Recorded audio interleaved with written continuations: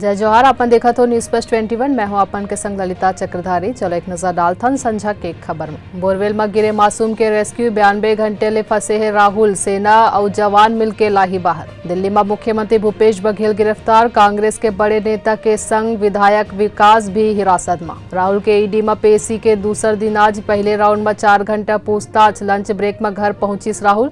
शाम के फेर बुलाइस। अयोध्या केस के मीडिएटर श्री राम पंचू मद्रास हाईकोर्ट पहुंचिस।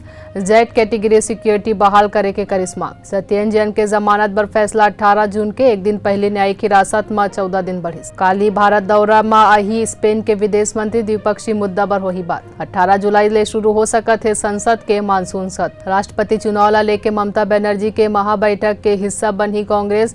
खड़गे करही प्रतिनिधि मंडल के नेतृत्व। 26 जून के गुजरात दौरा में रही अरविंद केजरीवाल। फ्री बिजली ला लेके चलाही मुहिम। जम्मू कश्मीर के कुलगाम में एनकाउंटर 2 ले 3 आतंकी ला घेरे गई। ऐसे जानकारी ले लगातार अपडेट रहे पर देखत रहो न्यूज प्लस 21 आप मन के हक के बात।